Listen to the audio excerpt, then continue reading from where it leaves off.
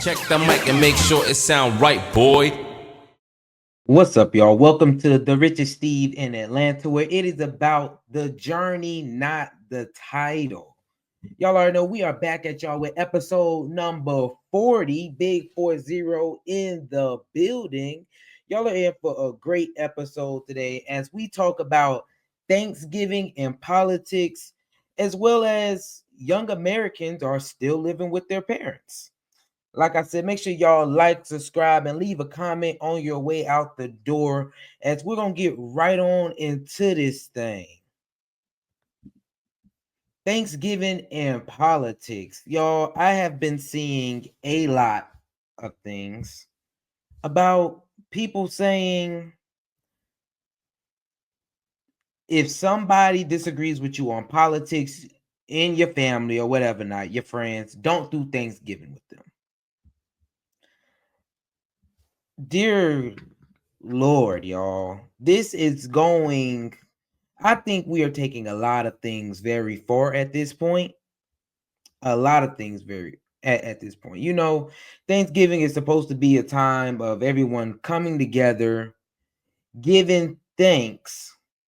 And we have people out here who are telling other people, you know, if somebody didn't vote the way that you voted in this election, you shouldn't go to Thanksgiving with that person. I think it's crazy. I will give more of how I feel about it as we progress through this video that I got right here. But let's go ahead and get at the video first, y'all.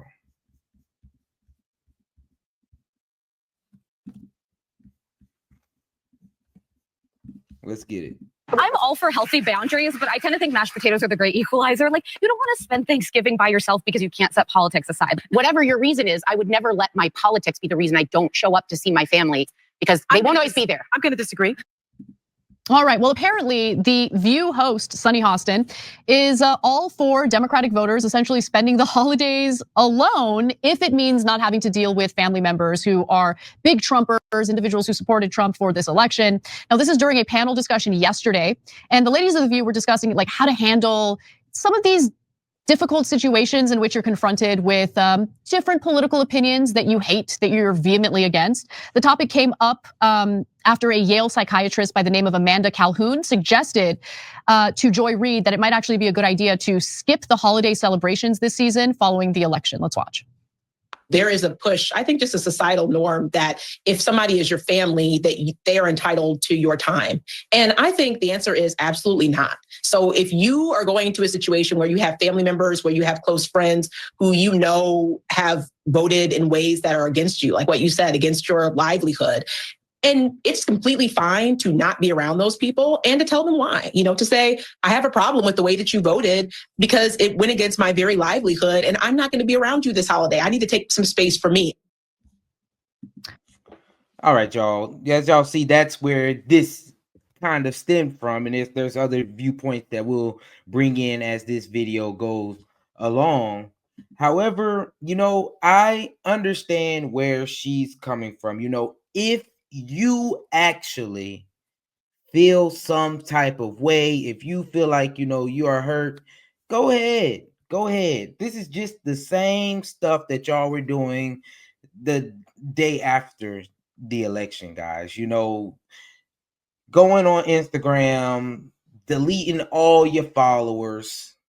You know, it was just a lot going on. And I feel like this is just another step in the wrong direction, just another step with more dividing everyone, just in the wrong direction all around. You know, this is why they say don't share your politics, because y'all can't just, why does everyone want to live in a fishbowl of goldfish that look like goldfish? No one wants to live outside of that. Like, I would never want to be with people who they only think like me. Like, I love being around people who challenge me to think in different ways, you know, not even from the point of view to sway my opinion, but they give you a different point of view, a different way to look at things. I that's one of my biggest things that come with that. So just, yes, if you do feel like, if you have hatred in your heart, for all of this stuff, everything that went down, and you feel like you need to take a break from your family members, go ahead, man, go ahead and do it. That's what I'm telling you. Am I going to do that because a family member voted some type of way? No, I'm not. I feel like, just because we're family does not mean that you have to agree with me. Does not mean you have to agree with me. We gonna continue. Y'all know I'm gonna continue giving my thoughts as this thing go on, but let's continue with this video. All right, so I'm not surprised that was something that was said on Joy Reid's show, but I am curious what you think, John. There are those who disagree, plenty of people who do agree though, but I'm curious where you fall on this debate. So I guess we're going to try to talk about this referencing some like abstract category of disagreeing with a family member, when in reality it super depends. Like it depends. Like, can a person just have a meal, watch planes, trains, and automobiles, and not talk politics? If they can, then it's probably not an issue. Right. Some people can't do that. Some people either can't do that. Some people don't want to do that. They love needling you and bringing it up, and I'm so happy, drops in. And there's people like that across the political spectrum. I don't think it's necessarily perfectly evenly distributed. I think some politicians have fan bases that are more like that. I think there are way more people that like Trump and want to talk about how they like him than like Mitt Romney supporters. I don't think you were getting hit over the head by Romneyites back in the day, or Joe Biden. I'm sure there's some Democrats too. But yeah, if it's not an issue, it's not an issue. I have, one family member I can think of that is the most conservative family member I have, and he's not an a-hole about it. So it doesn't really even matter. But if you have a group that might come over and it's going to ruin the day, and the election was literally 3 weeks ago, then in that case, I think you might have to create some distance. Yeah, I think you're exactly right. I think it really does depend, right? Because if you're going to preemptively cut people off because you simply know that they voted differently from you and you vehemently disagree with who they cast their ballots for, but they haven't been jerks to you, you can typically have a good time with them and not get into a political debate. Like, I think it's wrong to cut those people off, especially if it's family, friends, people who've been close to you. There's gonna be political disagreements. The question is, how do those individuals treat you? And if they are treating you like a jerk, well then, okay, I can understand wanting to distance yourself. If they simply have political disagreements with you, but treat you well that's an entirely different story. And look, I totally get the thing about the egging you on and poking at you and trying to like rally you up. I've like learned how to deal with that, and eventually I'll start to troll back and have fun with it. So it started with, oh yeah, that's an interesting point you're making, and then I'll move on. Because look, there are cases where there's some family members that you might not be able to avoid, right? It might be your in-laws, right? Like you have to visit your in-laws and you love your spouse and you want to be there for them. So out of respect for your spouse, you might just have to stomach it, right? Like I have found myself in that situation. But you know what happened? It started off with, oh yeah, that's an interesting perspective. I hadn't thought of that. But like pivot away because I don't want to fight. And then I learned to have a little bit of fun. Like, why am I letting this get to me? It's not like this one person has the power to like destroy my life. This is just one person. They think differently from me. So if I can stomach it, like, sure, let's engage in a good faith conversation. But if they're trolling me, I'm gonna troll you back. Let's have a little bit of fun. I think that'll work for a good number of people. I think silence will work for a good number of people. I think for some people, what you just described. There's also a category where like, again, like every voter for Trump is not the same. True. Like it means different things. Like the end result is the same. Every vote is the same in what it did, but why someone did it. And there are also people for whom, like, maybe your family member didn't vote for Trump because they love every insane, violent thing that he says. But even just accepting that, depending on who you are, what groups you might be a part of or whatever, what your life experience is, that may be unacceptable. I'm very much of the camp of, I don't think politics is a game. I think it's a real thing that affects real people. And when people are dying because they're denied health care, or they fear their health care will be made illegal in the next few years, or if you're a special education teacher and, oh damn, the plan is maybe to eliminate that in the future, then a family member who knows you, knows your experience, and still signs on to potentially you being politically repressed, I agree with the woman in that first video. You don't owe people your time just because, Turkey Day is here. No, Again, it's going to depend on each individual person. Yeah. Let me be clear.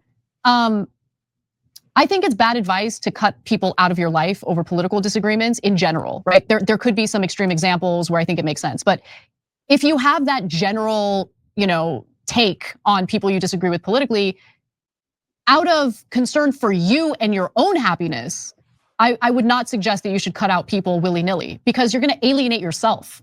And like, it's actually, I'm coming from a more selfish place. Like, I love my family and I love my friends, and I'm gonna have disagreements with them. And I don't want to alienate myself from those I love over political disagreements. And you're right, it really does depend. And are they being jerks? And are they like purposely trying to, provoke me? And if someone is trying to make my life difficult, and if they're like constantly trolling me at family dinners, that's a different story. Luckily, I don't have that experience. I did in the past, but that was the past. Luckily, we're over it, we're past it. But I think we have a real problem in the country of people feeling alienated already, atomized, lonely. And I don't want politics and things that honestly, on a higher level, individually, we don't have control over, to destroy our relationships and our families and our friendships. So that's where I'm coming from. Plus, when you keep that line of communication open and you can stomach some of those political debates, if you engage in good faith, and if the person you're disagreeing with knows that you're coming from a place of love, you can actually, maybe persuade, maybe they'll persuade you on some things, who knows? But at the end of the day, we need to see each other as people rather than like political avatars. You get what I'm saying? That's 1,000%. They were hitting it across the head all the way. Like, how does a person treat you as their friend, like as a family member? That's, I feel like, the biggest thing out of anything is the way that somebody treats you. If they treat you bad, yes, don't do that. Yes, don't go around them. However, if y'all are having if y'all just disagree, that's not, it's not worth it. I don't think it's worth cutting somebody off. It's why I said a lot of people that y'all follow on Instagram and all that stuff, y'all wasn't even friends with them anyway. Y'all just was adding people that oh, okay, yeah, I've seen them before, let me add them. So that's what I feel like, because hey, if the way I vote politically is what pushes you over the edge, that's crazy. Because I'll even go into this avenue right here. Y'all know how much moral protection goes on between friends and family members. Like, think about the person in your family who has been protected inside of the family. They are at every single event, birthdays, graduations, random celebrations, cookouts, Christmas, New Year's, 4th of July, Juneteenth. You see them all the time. All the time. And you know that the family knows morally that person is not, we shouldn't be cool with this. Or they protect that person morally. The uncle touching on all the kids, and that uncle protected. Y'all know how many families that actually exist in? But y'all draw the line on this point for years. And this is specifically, I'm just specifically talking to the black people right now. Years y'all have protected people in your family. And if you're willing to cut somebody off who actually treats you right as a family member, as a friend, because y'all have a disagreement, and you're not willing to cut off your friend or family member because y'all have a disagreement of morals, I just think, y'all are, this is some crazy stuff. This is some crazy stuff. It's a lot of family members with friends who I disagree with on a lot of things. A lot of things. But they do treat me well. Like, they treat me well. I don't agree with everything that everyone does. Or even if they do treat me bad, man, we all go through times where we don't see eye to eye. The end of the day, we still gonna be cool. Yeah, you might need to take a break. That's why I say I understand. Like, if you're going to Thanksgiving and you know you got a super Trumper and they about to come in with they Make America Great Again hat and they about to be, yeah, doing all that extra stuff, I would understand. I would understand. But even if it goes as far as y'all just having a conversation and y'all are keeping it very demure, very mindful, y'all keeping it demure, the discussion very demure. It's cool. It's cool. A lot of people can't separate these things when it comes to politics and then religion. They say what politics, religion, the things you shouldn't talk about. But I'm telling you, y'all have friends and family members that are morally doing things wrong that you know about, that you will stick by them through thick and thin. But when it comes to this, y'all not. I really think it's a fad. I really think that it's a cool thing to do. Like, oh yeah, they support Trump, so I'm cutting them off. I really feel like that it's very sheepish behavior to me. Very sheepish behavior. Because I'm always the type of person, man. I honestly, how do you treat me? How do you treat me? Because I've known some real like jackasses that treat me well, So it's like, yeah, man, that person's a jackass, bro. But they do treat me well. It's one of the realest people I know, honestly. One of the realest people I know. So this is somewhere in the middle. I like how they say it is somewhere in the middle. It's somewhere in the middle. I can agree with that. However, like I said, if you're cutting people off and you're not attending Thanksgiving, it might be a lonely Thanksgiving for you. Like, I mean, that just is what it is. Go hang out with your other friends.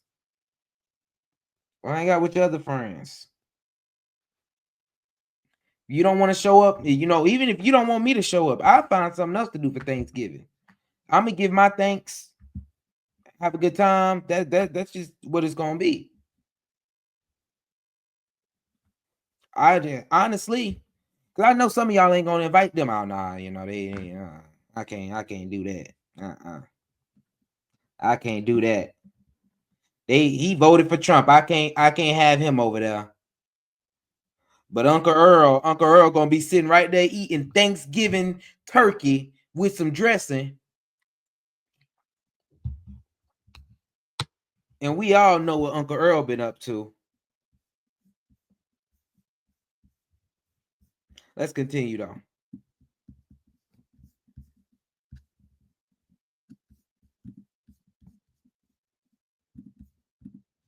Sure. Yeah. Like as a general rule, sure. I get this super depends on the individual. I mean, there are people who they might have had to hide who they were when they were teens, and now I know, yeah, their parents want to have Thanksgiving dinner with them, but they remember what their early life was like. Like it super depends on the individual person. It really does. It does. I totally agree with you on that. Okay, so Anna Navarro, Alyssa Farah Griffin, and Sarah Haynes all agree that they don't let politics get in the way of their relationships and with family. So let's take a look at what they had to say. I'll tell you, Al has 5 children. Your husband. My husband has 5 children. Most of them or their spouses voted for Trump. The problem is those 5 children have 13 grandchildren he refuses not to see and not to be part of their lives. And so for our family, I mean, he has told them, I will not let politics split up our family. You don't want to spend Thanksgiving by yourself because you can't set politics aside. Like I find that every day in every job I've worked in social circles I've run in, I've been around people who have different politics than me, and it's never gotten in the way of having friendships with them. I wouldn't have had any friends. I wouldn't have had any holidays if I had to only pick the ones where everyone agreed with me. And so now there are times, and I wouldn't be with you. I check in with myself and say, am I up for this? Because I also know struggling with mental health. There are times I'm not, and that's okay. You step away, but it will never be the defining point because toxic personalities don't have political affiliations. Mm-hmm. It's a personality trait that sucks. And we all are related to people like that.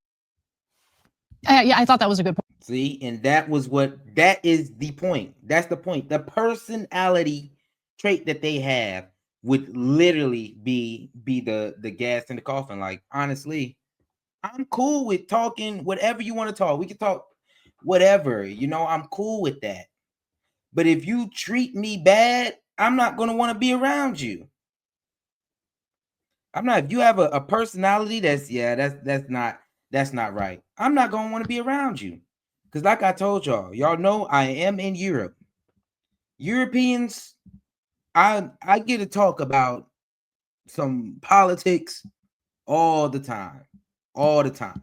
Especially while Trump was on his little run. When he was on his run, going through whatever. Did you hear what Trump said? Did you hear this? Did you hear that? Civil conversations. We agree on this. We disagree on that. It's fine. I have no problem.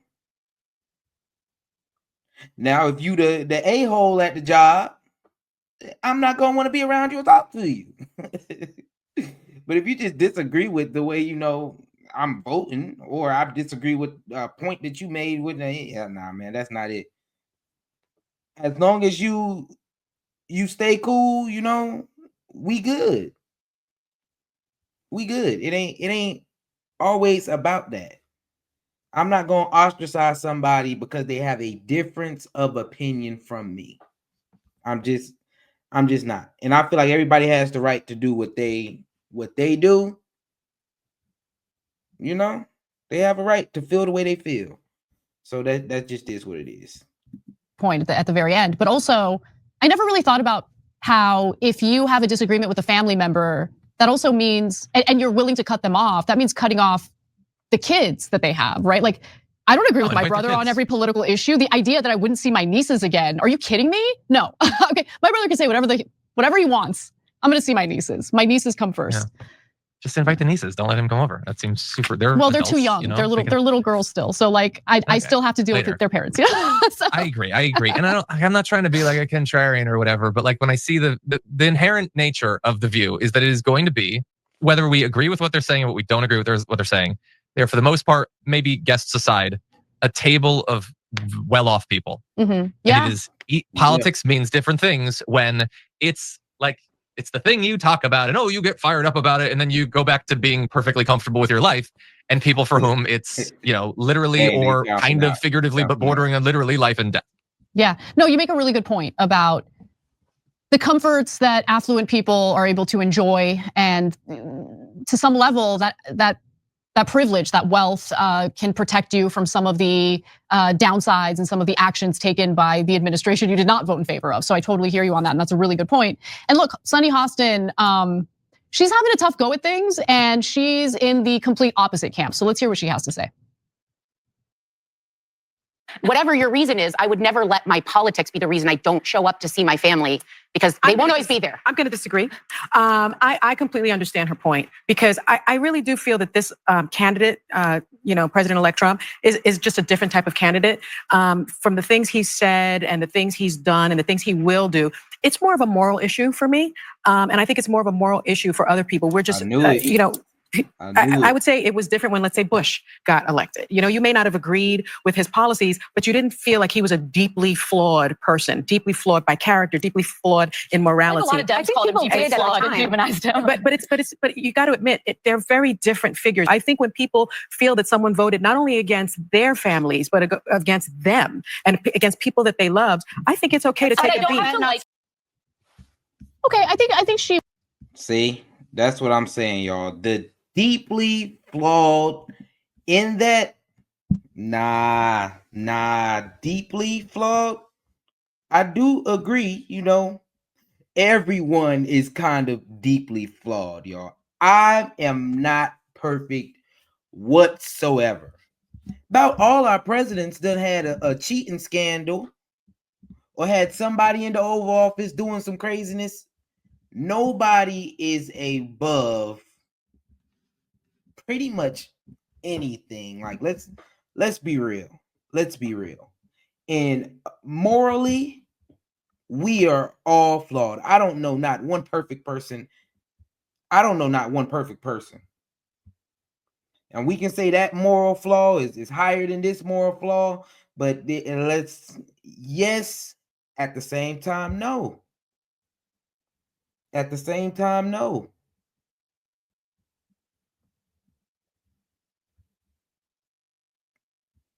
We make exceptions for what we want to make exceptions for. Let's be real. I'm gonna say that one more time. We make exceptions for what we want to make exceptions for.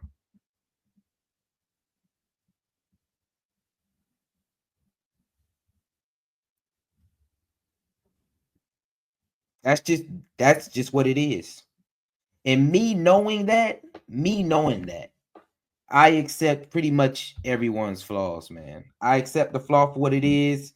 I'm gonna get what I can out of that situation. As long as you treat me well, we can still be cool. Will I ever treat you bad because you treated me bad? I'm gonna try not to. I'm telling y'all right now, it's people who I know treat me bad. If I'm out having a good time and I just happen to have a bottle, it's somebody I know, y'all. I can get somebody I know. They're not all the way cool with me. Go to an event, I see him, I'm gonna speak, y'all. Hey, if I have a bottle and they ask me for a shot, I would look at them like I know for sure. If I was to ask you for one, it would probably be like sassy and all this other stuff. But I'm gonna treat you the way I would want to be treated. Yeah, man, go ahead. Take it, man. Honestly, I'm not hurt for it at all. I'm not hurt for it at all. But yeah, y'all, it's all that stuff, man. All this Thanksgiving and politics. Know who's gonna be around. Decide, man. Just decide, honestly. If your family is going to actually be talking about that, can you handle those conversations? Is it going to be able to something that you can sit through? Or, are y'all going to do like normal? We don't talk about politics or religion because it just makes people so uncomfortable that they want to strike. This is where my morals cut off at, when you allow every other moral undoing all around you with your family and friends. That's just how I feel. That's just how I feel about the situation. If you feel like you don't need to be there, don't be there. Don't be there. I understand, y'all. That's why I say it's somewhere in the middle. Because some people I understand. Some people I do understand not wanting to be around. Then we make exceptions for other people. And that's how I feel about it. Y'all know I'm not skipping out on any Thanksgiving meals, any Thanksgiving gatherings because of the way that anybody voted.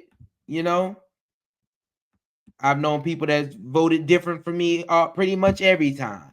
And we can still hang out, man. We can still be cool. We gonna do what we do. That's how, as long as you treating me well. As long as you treat me well, then we can be cool.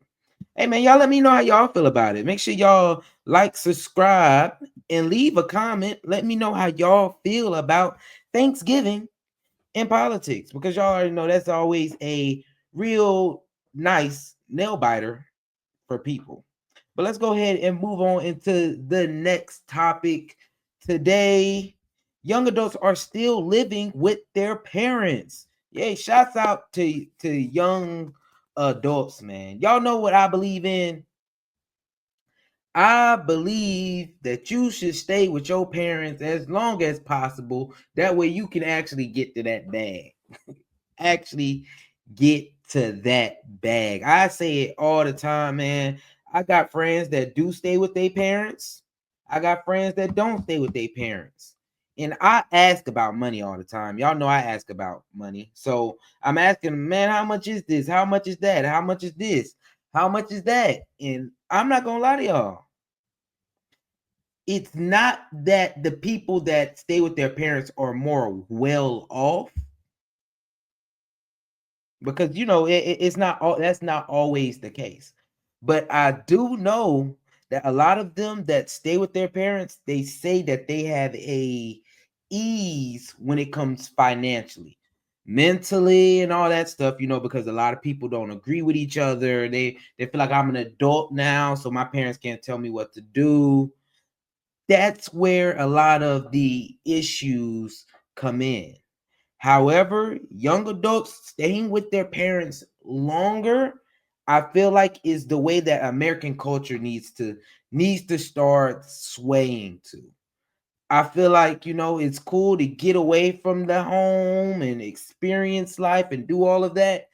But being in that environment around your parents is allowing you to save a lot more money. It's allowing you, because you're able to do that, you're able to experience more things without feeling financially burdened in a lot of cases. Financially. Now I'm saying financially because I'm strictly talking about the money. I'm not the mentally, a lot of y'all feel like you don't have your privacy and all that, but financially, I think young adults staying with their parents is a sleeper play, especially in America, because I feel like a lot of people look down on that, like, dang, still staying with your parents or something like that. So I think this is a steeper play if you can do, and if your parents are able to, you better take that up with them, because I feel like that is a beautiful thing. I feel like that's a beautiful thing. But let's go ahead and get into this video. Let's see what's going on. Why so many young adults are still living with their parents in the USA. Let's start that trend, y'all. Let's start that trend, and let's make it so that our kids can stay with us as long as they need to get on their feet. That's a whole nother talk, though. About 1 in 3 Americans between 18 and 34 years old live with their parents.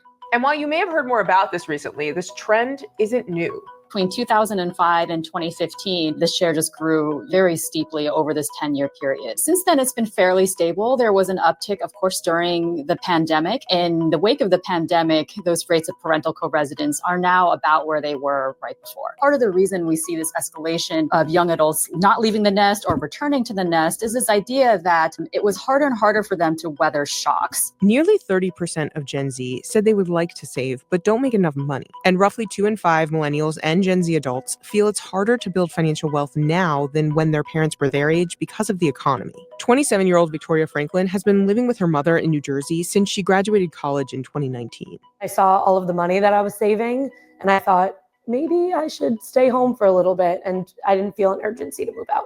Not everyone is enthusiastic about this trend. You guys are making 6 figures together. You can't tell me you can't afford a house. Boo. Spend their money. Told ya. 36% of Americans said in a 2022 survey that more young adults living with their parents is bad for society. So here's why young Americans are choosing to live with their parents and what the implications are for the U.S. economy. Man, shouts out to Vicky. Victoria's still staying with her parents. I see you. You doing it right since you graduated until 27. I'm telling you right now, I'm on the same thing. I'm on the same thing. When I left college, y'all, I moved home. I told my mom I was gonna stay there pretty much until I decided to get married. Literally, I'm staying in this house until I decide to get married. Then I will make a decision if I want to leave. That's how I was feeling. Why? If there's room for me to stay here, I might as well stay here and stack this cash. Stack this cash. We can split it however we need to. You get a little off, I get a little off. We building generational wealth now. However, my mom did end up, doing what she do, and now I stay with a roommate who is my brother. Y'all see what I'm talking about? Y'all see? I told y'all I was willing to stay at home with my mom nonstop. I really didn't want her to leave when she was talking about leaving. I was pissed when she was talking about leaving, actually. Because like I said, I was prepared to stay with her until I get married. Sure was. Staying right at home. Ain't no reason for me to go nowhere. I'm about to stack this cash. Shoot, 1 in 3 Americans now stay at home with their parents. Let's do it. That sounds great to me. I'm about to be all over the place while stacking cash. It's going to be easier to save. It's gonna be easier to vacate. It's gonna be easier on me to go to the club. It's gonna be easier on me to afford a car. It's gonna be easier on me to afford groceries. It's gonna be easier on me to afford utilities. It's gonna be easier on me to be somewhere to live, have a place to live. Hey, that's how I feel about that. I know a lot of y'all, my peace is the greatest thing in the world. My peace. I can't do a roommate or stay with my parents, definitely. I feel sorry for y'all. I do. I feel bad. I feel bad for you because it is a major play in the playbook to just stay with your parents as long as you can, and actually, stack your cash, save, do what you want. Let's continue though. My name is Victoria Franklin. I am 27 years old, and I live in my childhood home with my mother and my boyfriend. Victoria graduated from the University of Miami in 2019 and moved in with her mom when she was looking for a job. After I saw the cost of living and things like that after I graduated, that maybe I'd be home for about a year. More than half of Gen Z adults say they don't make enough money to live the life they want due to high cost of living. Hold on. I want to go back to that. More than half of Gen Z adults say they don't make enough to live the life they want due to the high cost of living. This is why I feel bad for y'all, man. This is exactly why I feel bad. Because I know that sucks. I know it does. I know it costs a lot to live out here. It is a high cost of living. Yes, it is. I know this. I know it. I know it's hard, y'all. I know more than half of Gen Z adults to live the life that you want to live. You can't live the life that you want to live. So that sounds like some picking and choosing, y'all. Some picking and choosing. Do you? Some of the activity, you got to cut something out. Something got to be cut out. Something does have to be cut out. Of living. I ended up bartending and waitressing until October, where I got my first offer. So it did take a little bit longer than I expected. Currently live at the Jersey Shore, and I was commuting into New York City, which takes about 2 hours each way. And I thought, in 6 months or so, I'll move into the city, be closer to the job. And the pandemic threw a wrench in those plans. Victoria now works a fully remote job, which she says she probably wouldn't have if it weren't for the pandemic. Without a commute to worry about, she was able to stay at her mom's for longer. It's a lot harder for young people today to save up for, markers of the American dream than it was for previous generations. Part of the reason we see this escalation of young adults not leaving the nest or returning to the nest is this idea that it was harder and harder for them to weather shocks. And so, for example, if they suffered a layoff or they suffer some sort of health shock or they got in a car accident, if they didn't have any additional credit to weather that shock, they would end up moving back home. The financial stability of young adults, their ability to pay for things if they got into an emergency, was one of the big factors influencing whether or not they were living on their own or living with their parents. A significant number of Gen Z adults and millennials lack emergency savings. In fact, 46% of millennials and 32% of Gen Z have more credit card debt than emergency savings. This can have ramifications for setting up a financial future. I'm telling y'all, that is exactly how I be feeling. First off, you don't have an emergency fund, which, that'll knock you across the head very easily, very easily. The amount of shocks I've had since staying at home, I'm talking about your car breaking down. I don't know, that might be the biggest one for me was my car. I ain't gonna lie to y'all. A lot of those that do be it is that car breaking down. I say even during the time that I couldn't find a job, that was very hard. That was very hard time. That I was thankful to be at home. Not gonna lie to y'all, thankful to be at home. Saved me a lot. But a lot of people don't have the emergency fund. And it's not that you can't have an emergency fund. No, it is that you can't have an emergency fund. It's not that you don't want an emergency fund. that can help you out. It's that you really can't have one because you're living paycheck to paycheck all the time.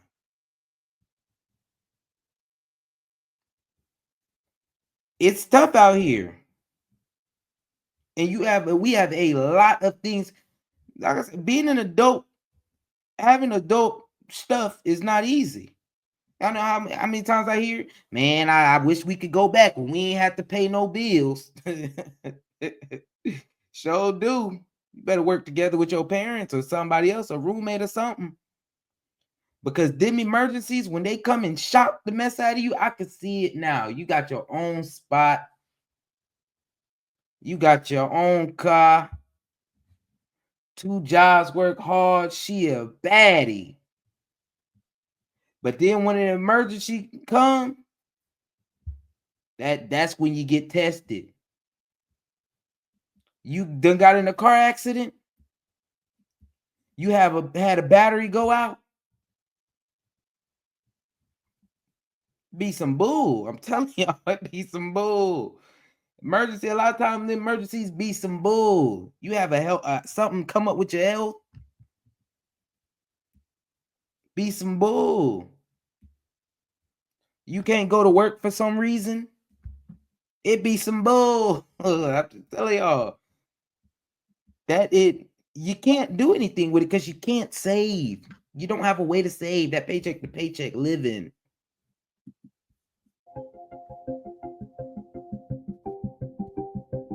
Roughly 1 in 4 Gen Z adults say housing costs are one of the biggest challenges to financial success. The prices of homes has escalated over the last few decades much faster than actual incomes. So it is actually much harder for a millennial or a Gen Z to save up for a down payment to buy a home. And that's something that bears out in the data. The pandemic did have a lot to do with it. I saw how much I was saving and I was like, maybe I shouldn't be paying, upwards of $3,000 a month and making somebody else richer when I could stay at home, save that money, and spend it on where I want to spend it. Between my job and my bartending and waitressing, I make anywhere from $85,000 to $95,000 a year. I would say about 40 to 50% of my salary is going right into savings. My mentality is, why rent and give my money to someone else when I can start to own? And so a big chunk of that money is going to go towards a down payment on a house. Young adults ages 25 to 34 in high cost of living areas are... I just want to say, y'all, her thought process on that whole thing, it makes sense. I think it laid out, pretty much. It does make sense. Like, let's be real. Renting is not cheap at all. Renting is not cheap.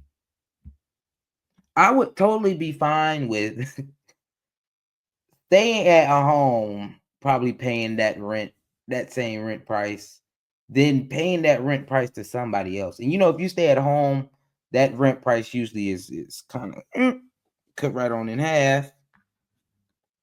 Cut on in half. And you can save that to do things that you want.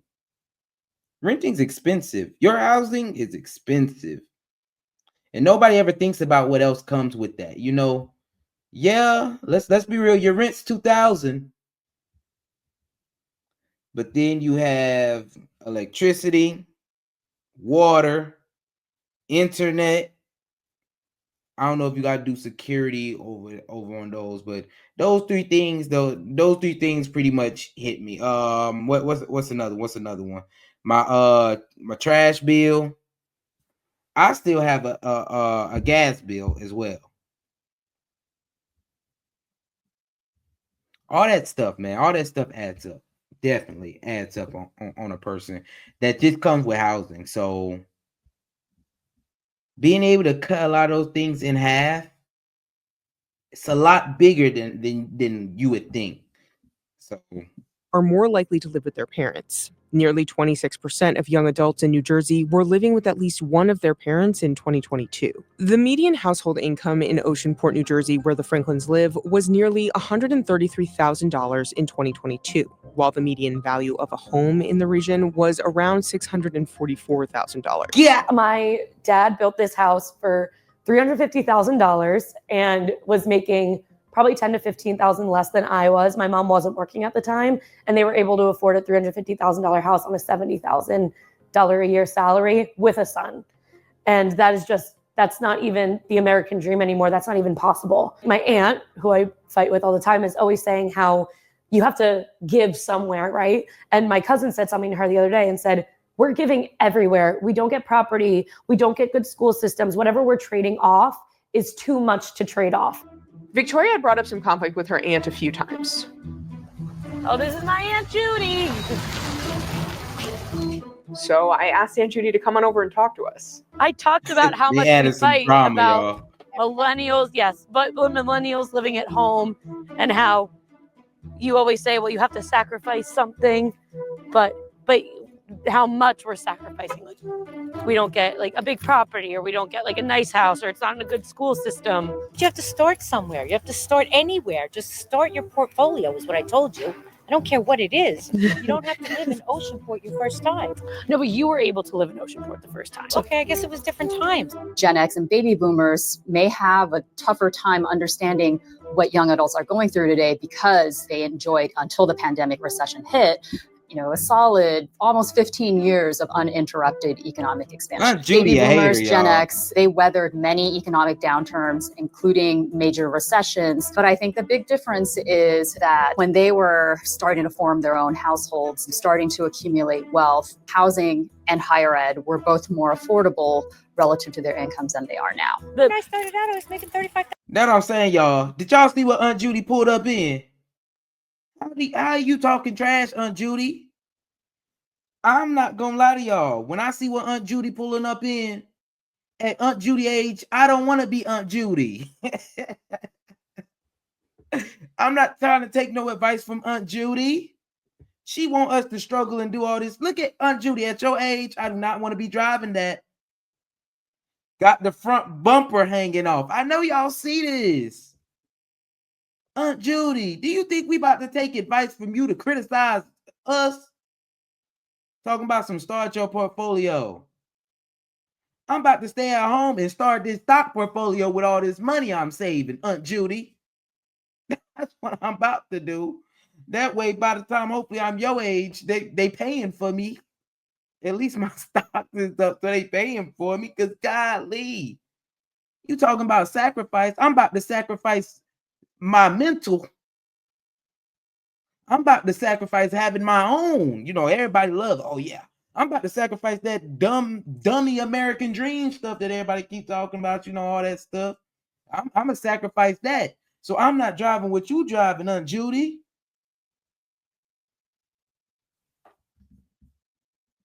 $1,000 a year. That was nothing. And he was making $35,000 a year. You guys are making six figures together. You can't tell me you can't afford a house. They just don't want to spend their money. Oh, yeah. No, What was my first house? 250, maybe 270. That doesn't exist anymore. Where am I finding a $270,000 house? I'm not making $35,000 a year. Combined, we made 70. In 1995, $70,000 was the equivalent of $145,000 today.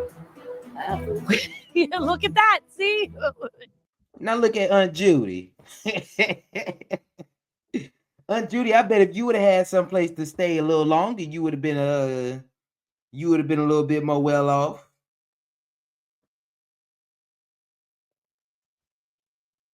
I bet if you would have had somewhere that you could stay. That's what I'm saying. We need to start looking at these older generations like, golly, you ain't give us nothing. Yes, y'all. Okay, y'all. Let me take that back. Chop that up and spread that, y'all. Chop that up and spread that up. But it's somewhere, I'm telling y'all, somewhere down the line, a generation failed. Somewhere down the line, a generation failed. I ain't found it all the way yet, but I'm gonna find out which generation failed in this whole scheme of things. Because I feel like, it's kind of been the same somewhere in here. We in the same somewhere in here, not progressing forward. And it's people like Auntie Judy that I feel like would be holding us back.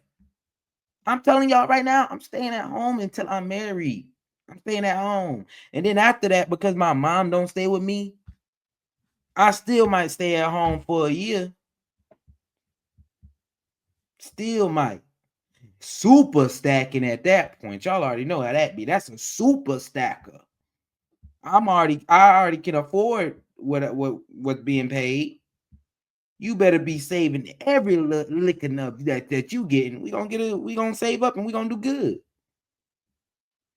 But this is one of the problems. Forcing people up out of the house, telling them you need to go get a house. It don't matter what it looked like. It can be run down. I was able to afford back then. Whoop-de-whoop. This, all that. Back then, back down. And then I look at you now and I say, well, I don't want to be in your spot, Auntie Judy, so I'm not going to listen to you. I'm going to stay at home. I'm going to stack this cash. I'm going to go on vacation. I'm going to see the world that I want to see. I'm going to wait until I'm ready, until I'm financially stable, till I got this emergency fund, till I got this down payment saved up so I don't have to take out as much. So I can do things the right way. And my parent not complaining. Auntie Judy, who are you to talk to me?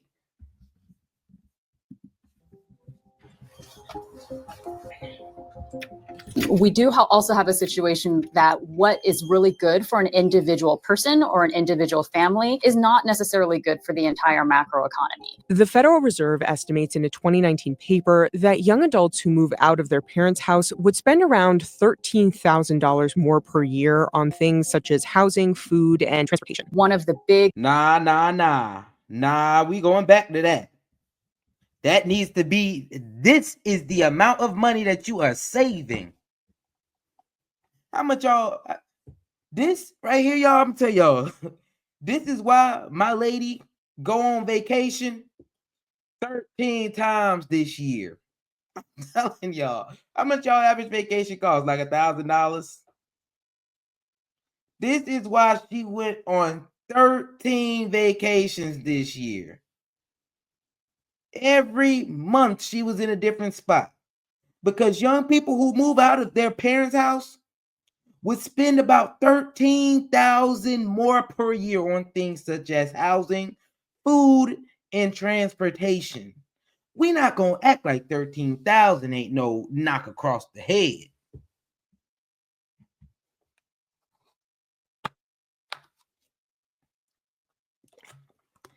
Let's not act like that $13,000 ain't no money in your pocket. This is why when we start to look at the numbers, I'm telling y'all, $13,000 is a lot of money for you to do the things that you want to do, or to have an emergency fund of $200, or to pay off some debt so you can actually afford a house, because your debt to income ratio will be fixed.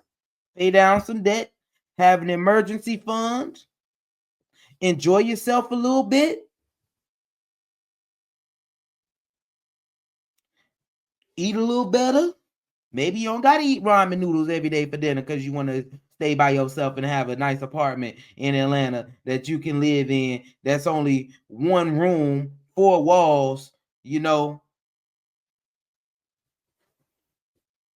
that you just in, that you can't afford living paycheck to paycheck, and you're $13,000 in the hole in comparison to the richest Steve in Atlanta.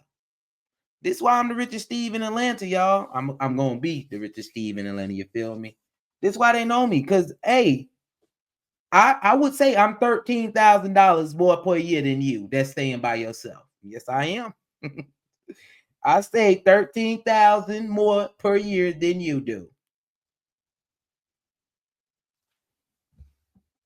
Because you got to spend it. I don't got to spend it. That's just how it is. I don't got to spend it. Staying at home as long as possible.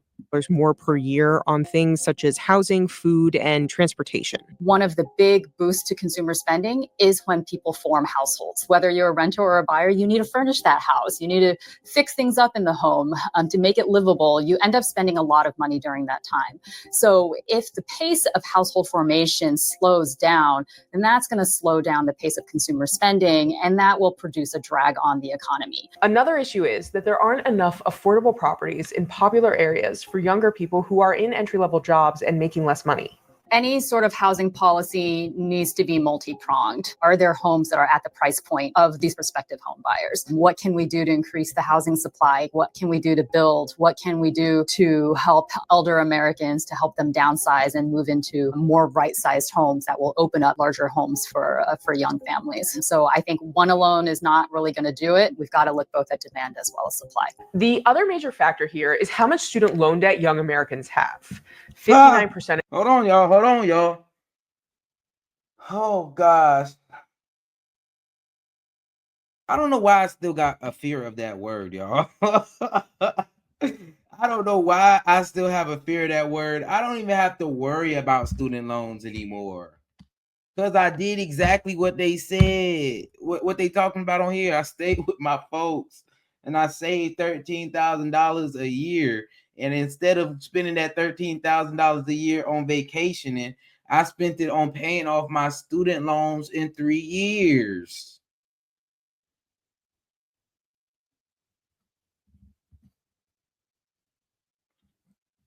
%59% of U.S. adults have delayed financial milestones due to their student debt. Dang. Just think about if you stay down 3 years staying at home to pay off your student loan debt, and then you can start saving for your financial milestones because you're not held back by debt. Of U.S. adults say they've delayed financial milestones because of their student debt. I do have a student loan payment. It's about $480 a month. So that's my largest expense. The liability could be worse for Black borrowers, who tend to have higher than average student loan debt and less wealth than white counterparts. Black and Hispanic respondents were more likely to say that debt was holding them back from reaching financial milestones. Less than half of white respondents said the same. The amount of debt young adults held also rose substantially between 2005 and 2014, during that period of strong escalation in that cohort living with their parents. Aggregate student loans are such an enormous part of the economy now. And that's not a reflection of younger people making bad choices with their education. It's really a consequence in large part due to the fact that there's less public funding and going to college just is more expensive, which makes it even harder for even those college grads who are hoping to get earning more money as a result of their college degrees. Student loan debt by itself can't explain the phenomenon, especially considering so many European countries with much less student loan debt have higher rates of young adults living with their parents. 24 out of 29 European countries had more 18 to 34-year-olds living with their parents in 2021 than the US. It was over 70% in Italy, Portugal, Greece, Serbia, and Croatia. My boyfriend is Brazilian and multi-generational homes. Hold on, let's look at that. This is what I'm talking about. This is why I say we lagging behind, y'all. Having more people that can afford to stay outside of the home, yeah, that I guess that's good. You know, that's cool and all. But I'm telling you, as a society, I think people are better off when they are able to, I'm going to steal her word because she said generational wealth by staying at home or staying in the family unit. But that also has to do with the family unit. This is why I feel like our generation has to fix the family unit to make the family unit more viable for financial growth as a family. We are in a position now where you get to somewhere that's halfway successful. Instead of putting money forward, you have to put money back. So when I'm in a position to have a family, I don't want them to have to be pushing money backwards. I want them to be pushing it forward to the next generations. That means allowing your kid to stay in the house. And the only reason you giving them bills to pay is to teach them some responsibility. But other than that, use your money how you want to. As long as you following some financial principles.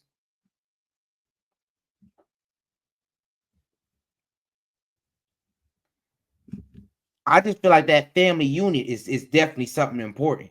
A lot of our family units are all crooked and jacked up. That's why people don't want to stay at home.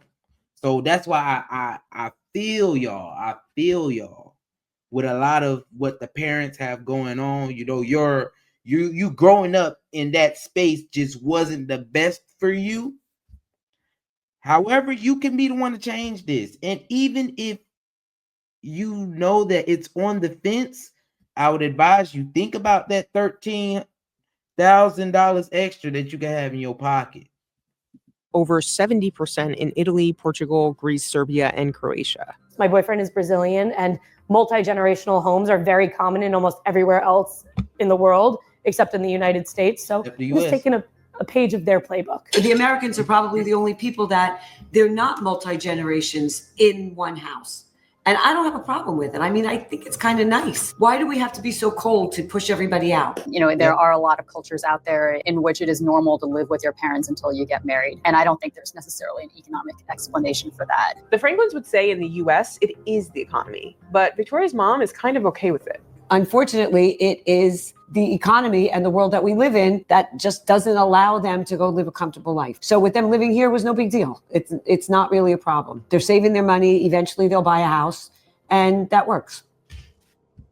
Yep, it sure do. It works for me. It works for you.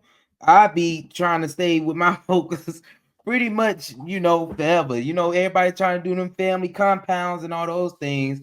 Those are pretty cool. But you got your own house over here and over there. Y'all, everybody can intermingle and do what they do.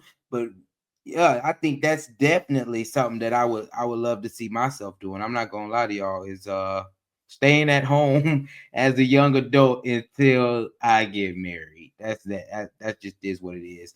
And I definitely encourage anybody to, if you can, and you're not taking advantage of it, go home. The other option is to get a roommate, but we're not talking about that today. Y'all get a roommate. The biggest lesson in this is to cut out that housing expense, because that housing expense is knocking you across the head. But staying with your parents is always a thing where you've already grew up with them. You already kind of know what's going on. If they respect you and you can respect them, that's even more a plus. So yeah, y'all let me know how y'all feel about that. Y'all know, let me know how y'all feel. Like, subscribe, and leave a comment. Let me know how you feel about staying at home. If you do stay at home, let me know your experience. If you don't, let me know why. I really want to know why, you know. And if you tell me, because I got a roommate, I say, all right, well, you got something going on that you understand that you need to cut that housing down. Hey, y'all, we're at that time of the show. We're done with all those topics, but I want to definitely give y'all an update on what I have going on. I'm about to go home. Oh my gosh, y'all. That's my biggest news. I'm about to go home. I'm coming home. Coming home. Y'all know they say you ain't supposed to be repping Diddy, but boy, I'm coming home and I'm happy as all. Get out. Did my little tenured out here, did my winter grind. We've been going to the gym. We've been sticking to these videos every week with consistency. I'm actually recording this video later than I would have liked to, because I had other obligations going on today. But I said I have to get this video done. I got home and I said, let me get this video done, just because, like I said, I'm on that winter grind and I want to continue doing the things that I said I was going to do. And that's with across the board with everything. I'm trying to not put too much pressure on myself. I'm trying to stay consistent, though. I've been consistent with the gym as well, y'all. I've been consistent with the gym as well.